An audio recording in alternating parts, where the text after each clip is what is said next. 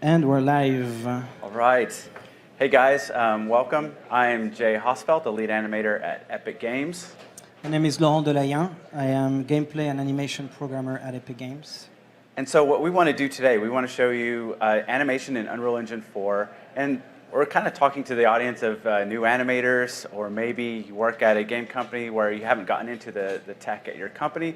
We kind of want to show the basics of like what are state machines and blend spaces. What are the basic building blocks of building gameplay animation? Right, so if you're new to either animation or Unreal Engine, we'll walk you through what is what, how it works, how we make it happen, and then we'll try to go as far as we can in terms of complexity. Yes, and at the end we'd love to hear questions. And so starting off, Laurent's going to show us the very basics of the start of animation in a video game. So we'll play it.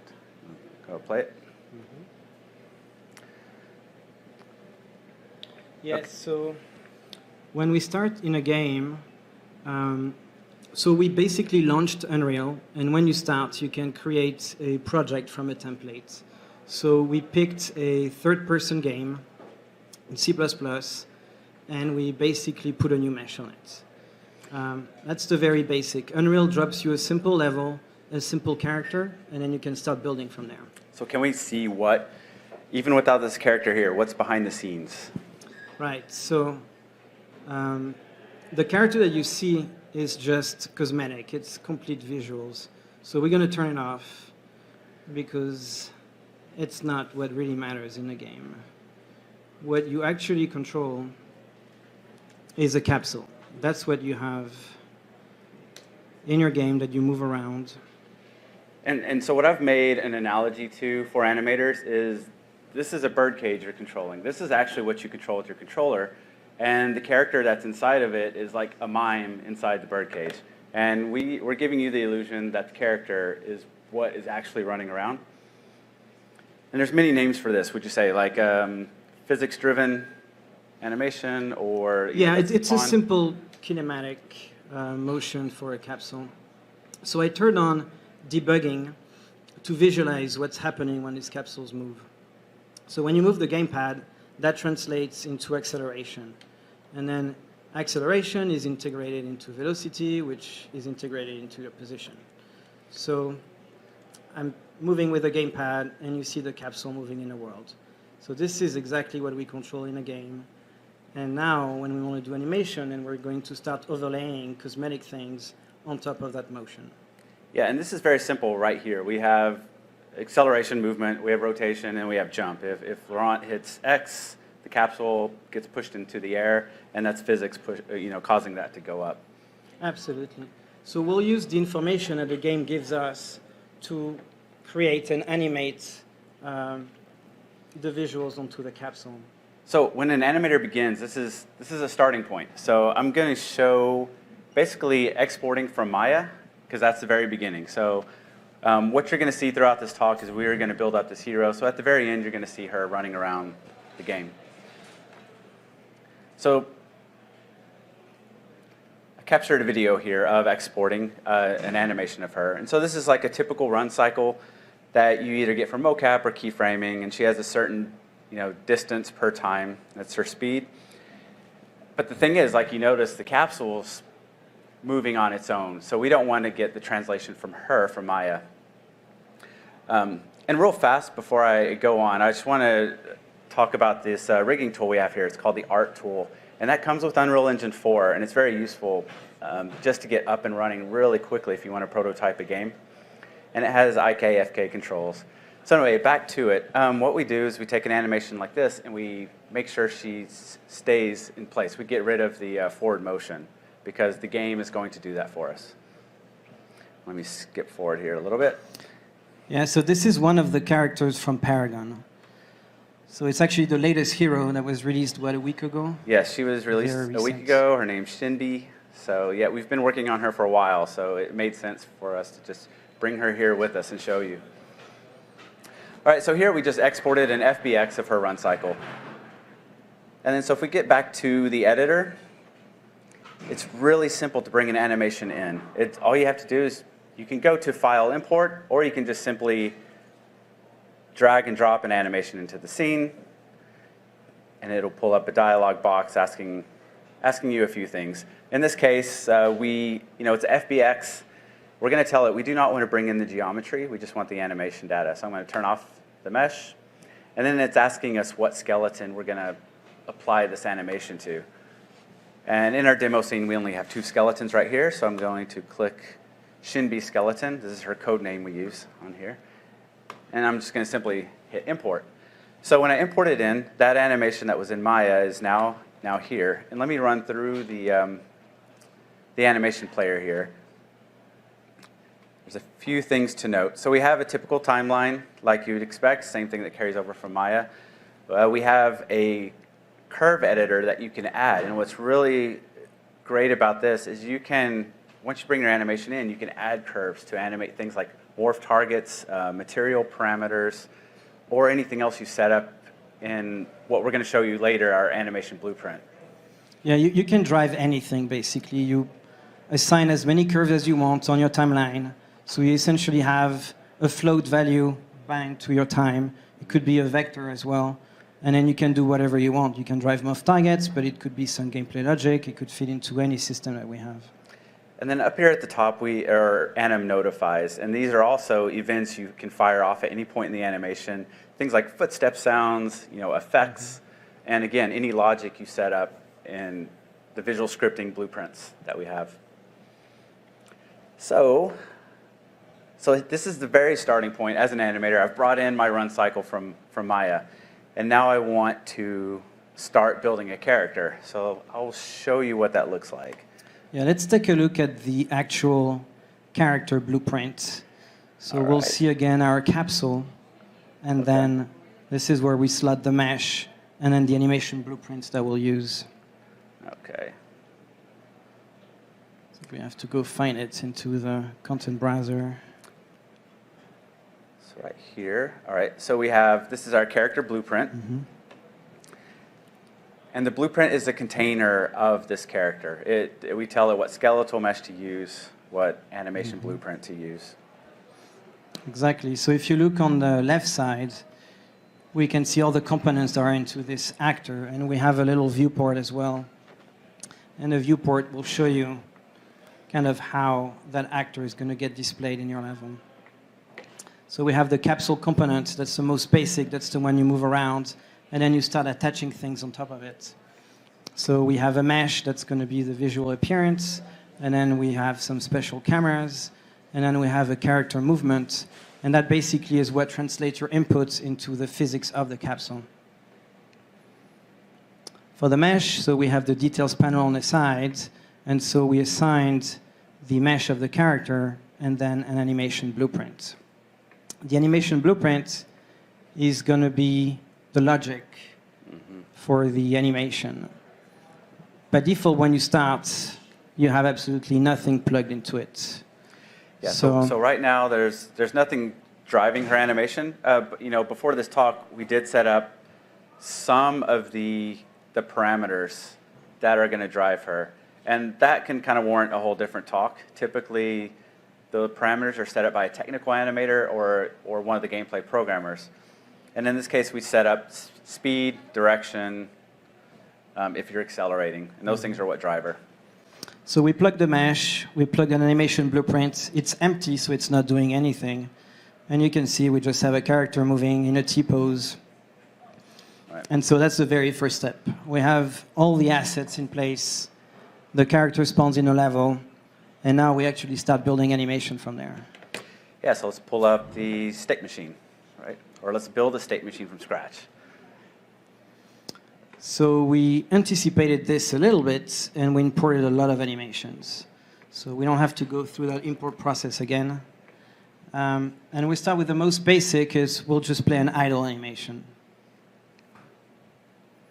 So we'll look into our little browser, and we'll get one idle animation. We just drag it, drop it into the anim graph, plug it into the final animation pose. So that's the output. That's what you see in the game. We can compile it, we run, And then now we have our idle animation. So when we move, Let me hold this. we're just sliding around and just playing that one animation. So now we're going to start building some logic and transition. So we want when we move to start walking, for example, or jogging, and then when we stop, we go back to our idle. Because right now, the only logic in the animation blueprint truly is saying, play this idle and keep looping it. That's it. Right, so in animation blueprints, we have two main graphs. The animation graph is where we do the animation blending. So it outputs a pose. We have the event graph, and that drives the logic that is going to be powering the nodes and then telling them how they blend, how to transition between states, and so on. So in the event graph, we essentially pull data from the capsule, from the actor, from the physics, and then we use that information. So between the idle and the jog, what we're going to do is look at the velocity of the capsule, the speed. And so if the speed is greater than 0, we're moving. So we're going to transition into a locomotion animation. And then if the speed is 0, you're stopped. And then we go back to the idle. And this can sound complicated, but it truly isn't. The way these variables are set up is an animator, all they have to ask is it moving? Is it going forward? If yes, then play this. Right, so we have an event in the event graph that's called every frame. It's update animation and it gives you the delta time between each frame. And then from there, you can access your character. So getPawnOwner is basically the actor that we have in the world. And then from there, we can access the movement component, and that will give us all the information about the physics. So the one we're interested in is the speed. So from the movement component, we'll get the velocity, and then we'll get the length of that velocity, which is essentially our speed. In our blueprints, we can create variables. So we create a few variables here. We have speed already. It's a float variable. And so we're going to extract the speed from the capsule, assign it into that variable, and now we can use it into our logic to blend animations. So let's set up a run blend space, or should we just set up a run state? Yeah, let's start with a state machine. It's very basic system. So we'll create a new state machine, add new state machine. We start from scratch. And we will call it simply locomotion.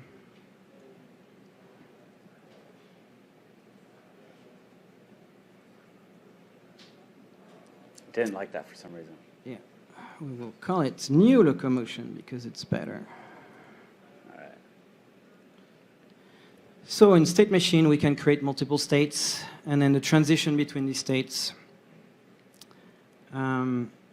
We'll start with the first state, which is going to be our idle, and then the second state is going to be our jog, for example.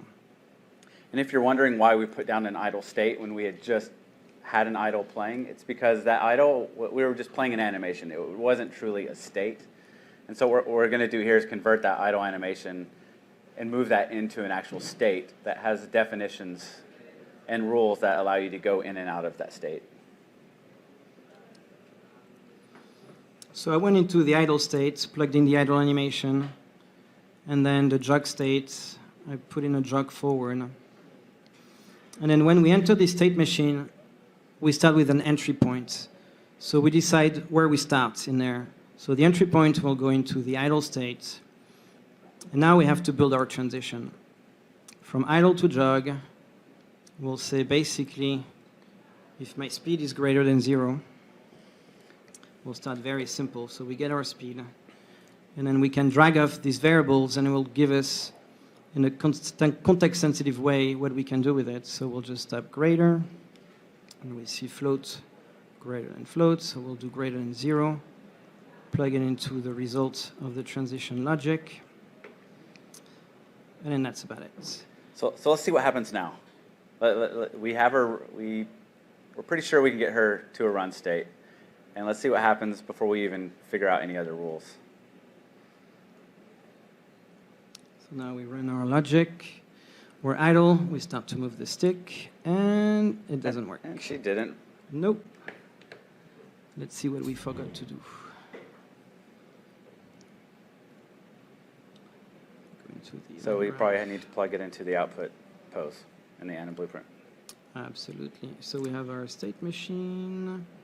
There we go. So we had our idle. Now we switch the state machine into the output pose. There we are.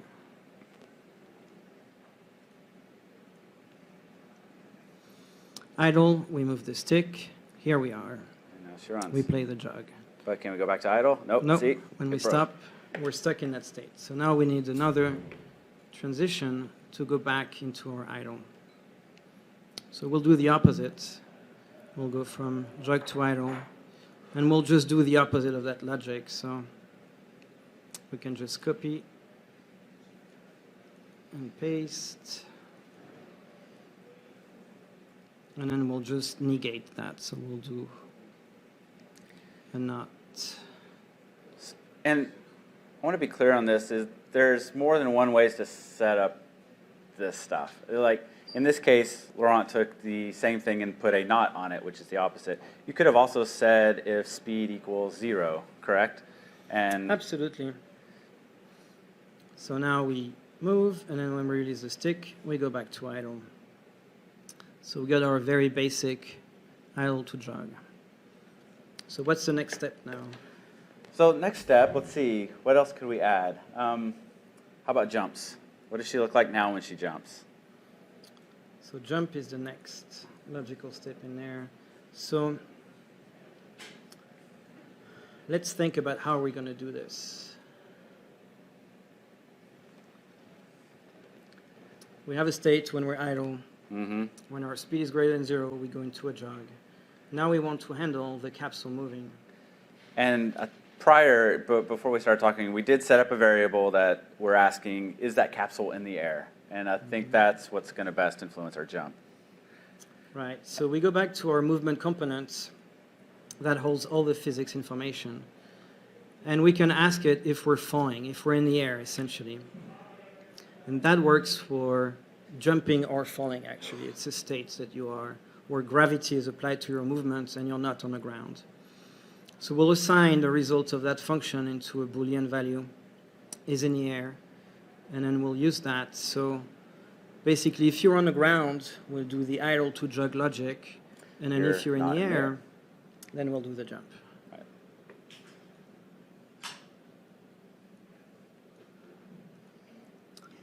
So let's try something. Let's do a state machine within a state machine. How about that? And one reason to do a state machine in a state machine is, so imagine we've done all this logic for a run. You're in idle and you're stopped, and maybe there's some other things. You don't want to set up a path to every single node that is asking, hey, is this node now in the air? One easy way to do it is just put all the in-ground or like on-ground nodes into one category. And that way, if you have a substate, you just have to have one rule. At any point in those animations, you can then go to the jump state. So I renamed the old state machine ground locomotion, where we have the idle and the jog. And then now we create a new locomotion state machine. And then we'll have a state that will be on the ground, where we'll put the old state machine. And then we'll have another state that will be in the air.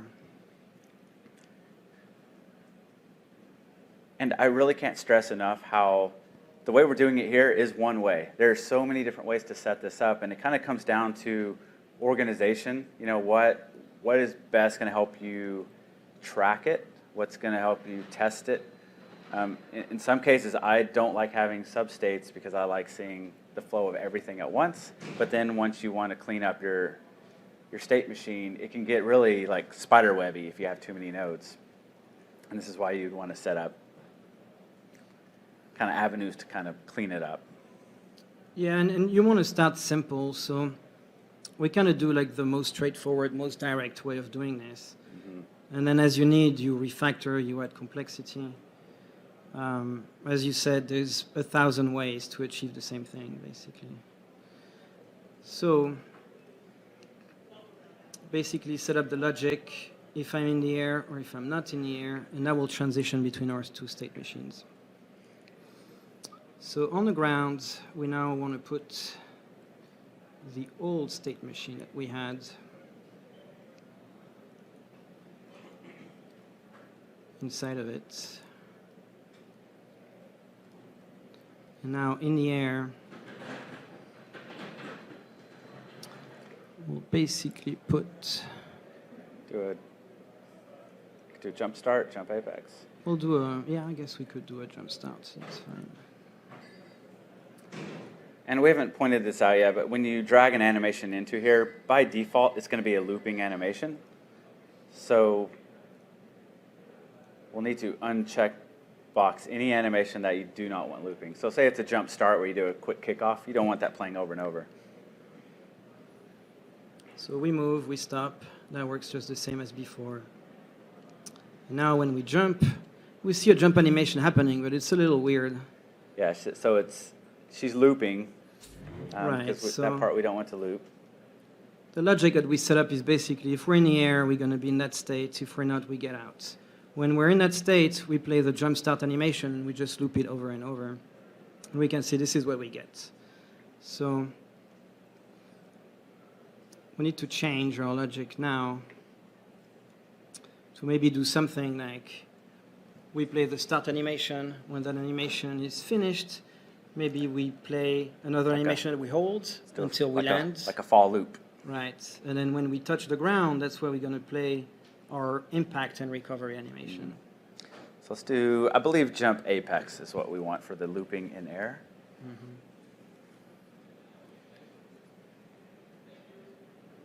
So we could do another state machine for that. You can see how it's easy to get state machine crazy.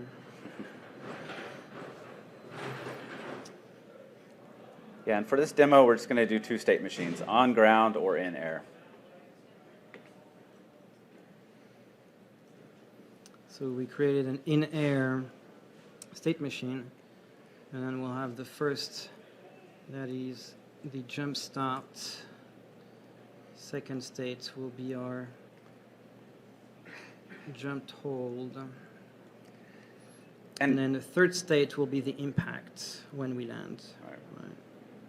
And this is stuff that you can do on paper. You don't have to be in front of the Unreal Engine and create these states. You could kind of think this through before you actually start. And a lot of times I'll sit down with the notebook and just kind of jot out the logic on a piece of notebook paper. And then once you go in, you kind of know what animations you need to have. And you have the logic there. And it's a little bit of a plug and play. So we'll plug in our jump start animation. Make that not loop. Yep, so as Jay said, we look into the details, the options for that animation sequence. Looping is on by default, so we're going to turn that off. And then in our transition here, to go from the ground to the air, I'm lost. No, from the start into the hold, that's what I want. We have a little checkbox that creates an automatic rule based on our blend transition. So what this means is essentially my transition has a 0.2 seconds blend between these two states. So it's going to trigger 0.2 seconds before that animation is done playing. So you don't have to set up any complex logic. It's just a simple checkbox. Yeah, and another way to put it for animators is just let the animation play. Once it's done, it'll move on to the next animation with the blend setting. So we have our jump apex here. Yeah. And we see that it's going to jump a little bit. So just to simplify this, what we're going to do is we're just going to freeze it in place.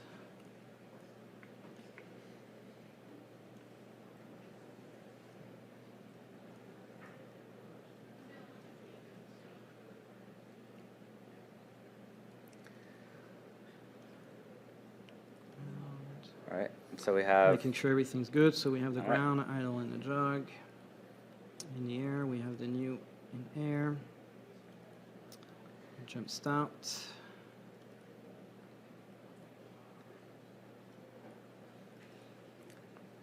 We have our hold animation. Then we have the land, so we have to set that one up. So we'll put the jump land in there. And I would use jump recovery. That's going to be the play the impact. So we'll make it not looping and we'll start there. Okay. And now we need the transition logic for the land. So basically we are not in the air anymore. We get in the air. Get in air. We'll say Do not. a not bool.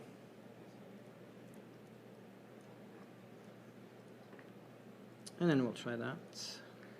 And when you're setting these up, you want to test a lot. Like, just do a couple steps, test, do a couple steps. Sometimes as you're going through all these states, some of the rules can get confusing. And I'm speaking from an animator point of view. Just test a lot. So we have our very simple jump. We play the start, we hold the pose, but we don't see the land. Right. Something's happening, our land animation is not playing. So what's going on? Let's take a look.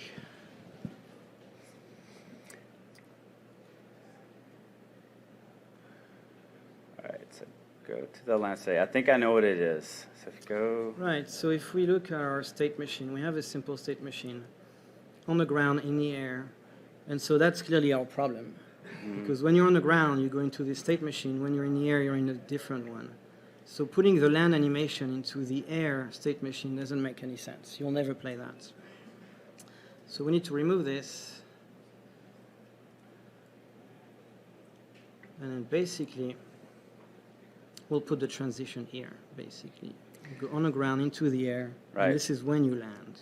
and so this is kind of a case where we found an animation that doesn't quite fit into the on the ground category or in the air category because it's a landing. It's got both. So we're just going to set a transition point.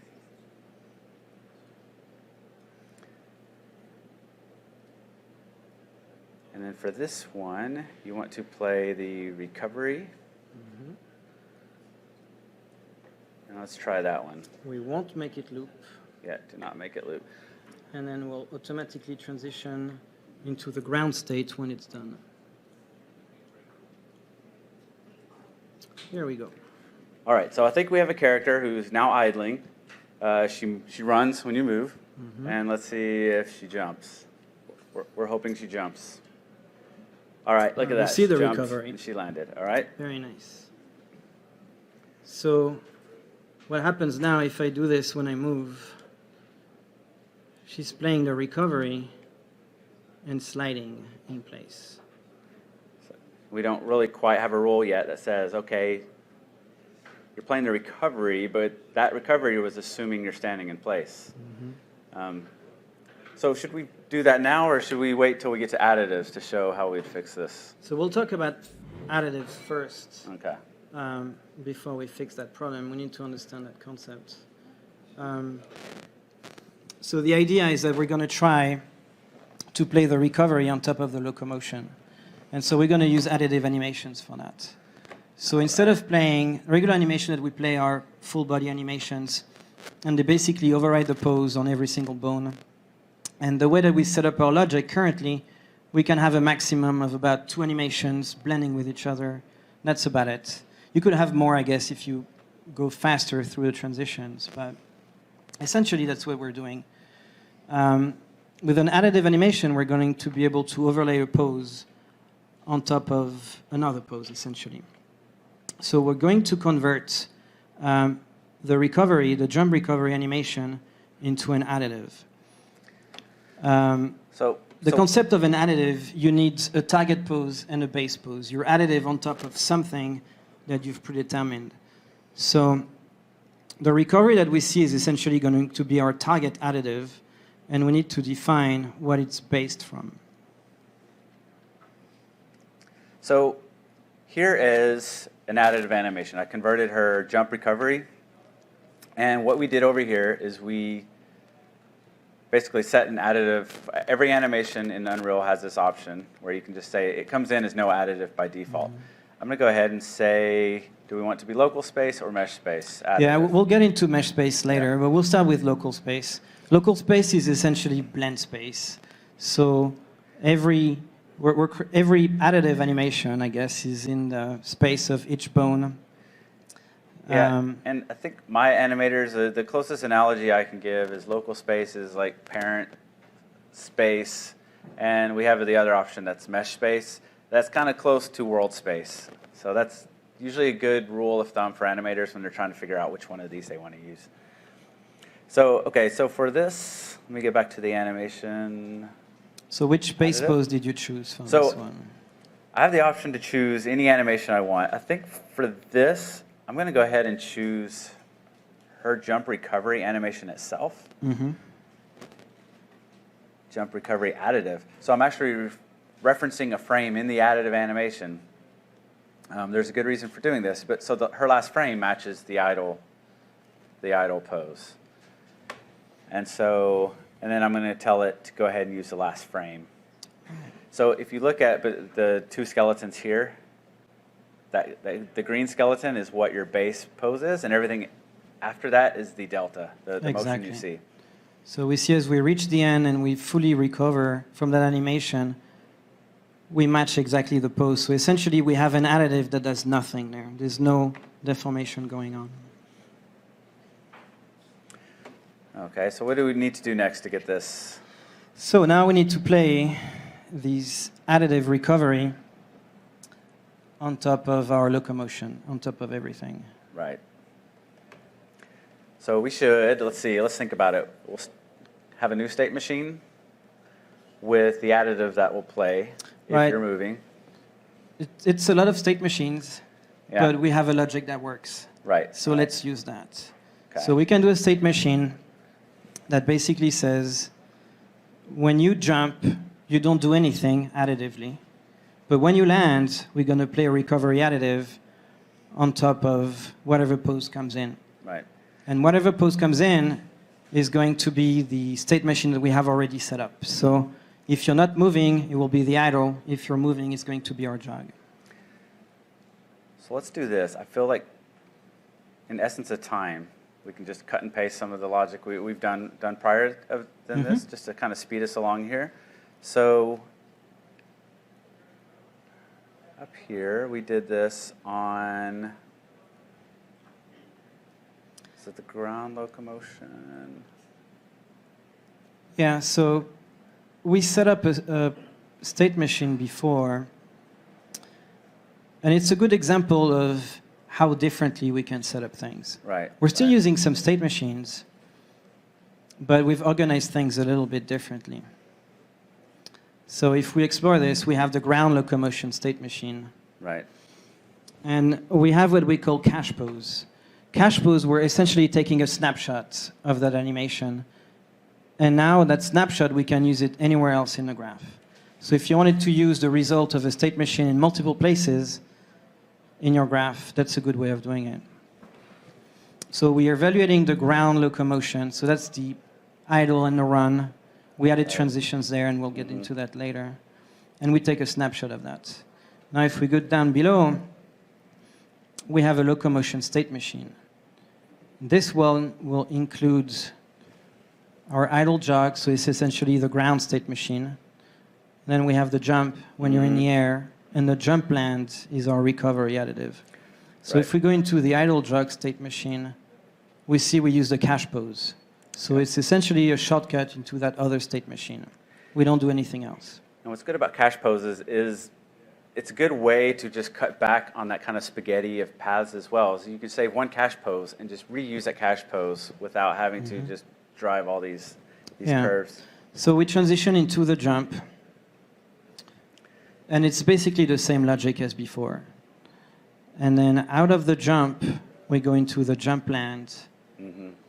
And so this is where, as we build this thing in the jump land, we want a jump land to be additive. The complexity builds, obviously, from looking at this, but it's pretty simple. We have just the regular, the jump that plays. Yeah, so essentially we're applying the additive onto the base pose. What is the base pose? Well, it's the cache pose that we have, the one we Right. use in the other place. So it's our ground locomotion, the pose that we took a snapshot of. And we apply the additive on top of that, which is the recovery. Right. And then, so let's do this. Since we already built this one, rather than just rebuild it, should we? What do you think we should do here? We should just take this state and add it. Go ahead and add it to up here. You could just plug it, just connect the output right to that. Connect the output of. Just right into that state machine there. Of this one into that one. Yeah. All right. Let's try it out.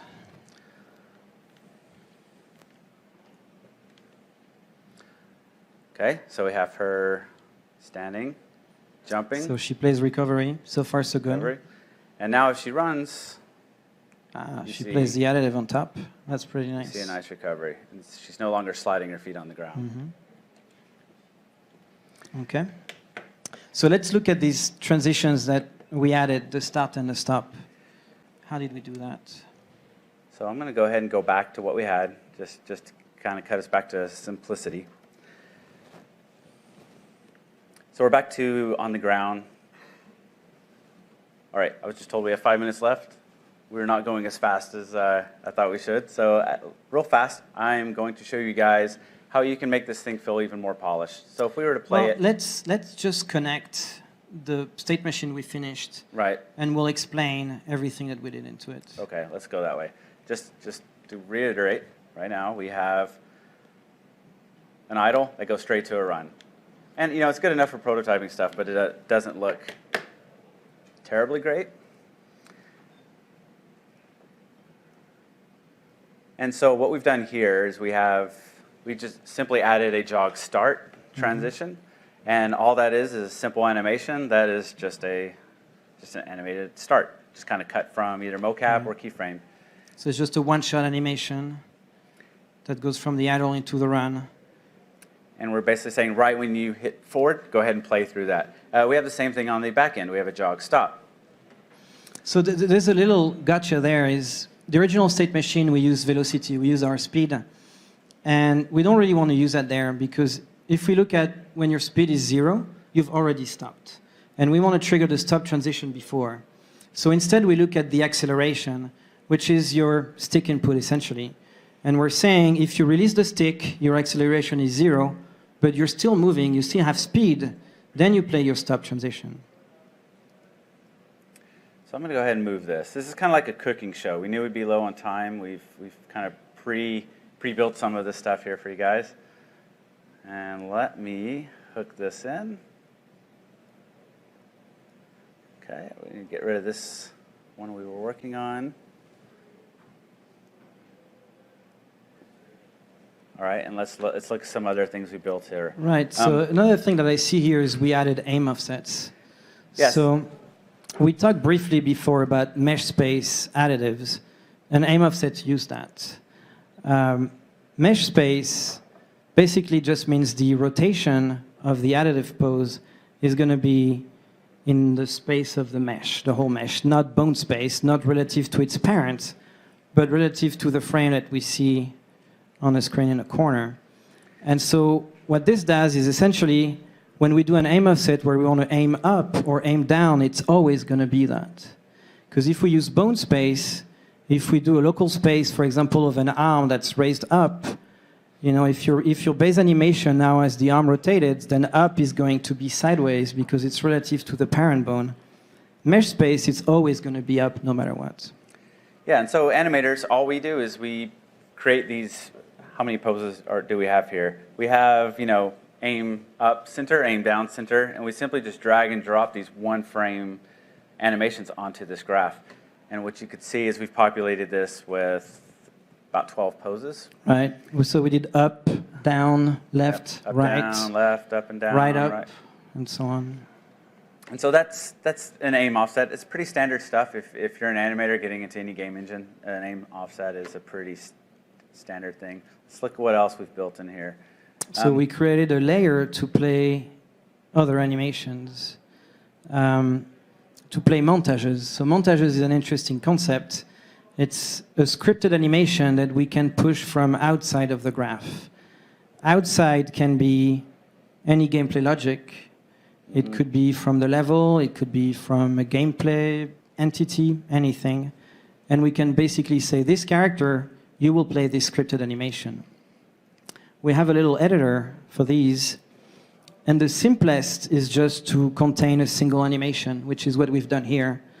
And so we play this attack animation, and we can see on the right that we have a slot where this plays on. We created upper body slot for this. We can create as many slots as we want in a montage, and we can use multiple at the same time if we want to. Yeah, and a slot is simply just a definition of the bones on the character. So you could have a full body slot that's going to play on the whole character. You could have right arm, left arm, upper body, facial animation. Yeah, so a slot is essentially a node in your graph that can receive one of these animations. And you can have as many slots as you want in the graph, and you can set them up any way that you want. So your slot could be additive, it could be behind a mask, so it's layers only on certain bones. So in this case, we added the upper body slot to an animation of her casting. And so it plays fine when she's standing in place, but if I want her to run and we want to see her feet still moving, right, so it's a bit more complex than just upper body, because if you stop, she plays full body there. And she will only do upper body when you move. And upper body is kind of simplified because the mask is more complex than that. Mm-hmm. And let's say one other thing we've added in here, it's just as simple as the aim offsets, or if you see her banking, we just have single frame pose leans. And I think you can see this more if you really turn the mouse. But you can kind of see her turning into her runs.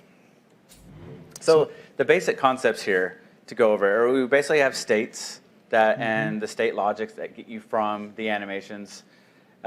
We have aim offsets that use just an assortment of additives, and we kind of have a scripting system, the montage system, that plays scripted animations based on key input, or like if you watch me play this level here, she does this like little jump and dance. We told it just play the scripted animation when you start the level. Right. It's just a simple We have an rule. event when a level starts, and we just say, you play this animation. And so as an animator and you're prototyping this, you can prototype the level entry. You can prototype what happens if she goes in a particular volume. You can set up volumes where if she goes through a doorway, she might change her pose and look more frightened, or if an enemy comes, she can go into a battle stance. And all these tools we showed are very simple for animators to set up. And what I want to kind of end this on is, while this seems complicated, it really isn't. I think as animators in the game industry, when you get into working with Unreal Engine 4 or other engines, any tech that has state machines, I think it's very important for animators to know and understand the anim graph. I think if you get to the event graph that we set up all these variables earlier, this is definitely far more complicated. At Epic, we don't typically expect the animators to understand how all this works. But at the same time, it's very open. If you start digging into this, essentially you can pull anything from the game, and then you can use that to control your animations in some way. Any kind of information you can access, you can translate it into interesting things that you can animate. And so, as an animator, if you dig into this, you're going to be a really powerful animator for your company. And, if you really think to yourself, like, I just don't want to get that technical, the anim graph is really simple enough for any, I would say, gameplay animator to dig in a little bit and figure out. And so let's just play all this one more time. Just, in the real world, if I were at my desk, I think this would probably take about, erase all the time spent animating these animations. This would probably take 30 minutes to 45 minutes to set up. Yeah, so what do we have? We have an idle, we have a start, a stop, a jog, we have a jump. The jump has a recovery that's additive that plays on top of idle or any kind of motion, could be the start, the stop. We have casting. We have an animation that plays from a gameplay event, which is the input, and can play either on an upper body, which is more complex than that, or full body, depending on whether she's moving or not. Right. And so this is just a great way to set up something quick, to prototype something, show someone, at the company you're working with, if you have an idea for something. It's super simple to set up. There is a tutorial that kind of covers all these basic things called the third-person tutorial in Unreal Engine 4. It's a series of YouTube videos. And we're going to be updating that in the near future with some better animations and some more logic for you guys to look at. So on that note, Yeah. I think we will end it here. Thank you guys for watching. All right, thanks.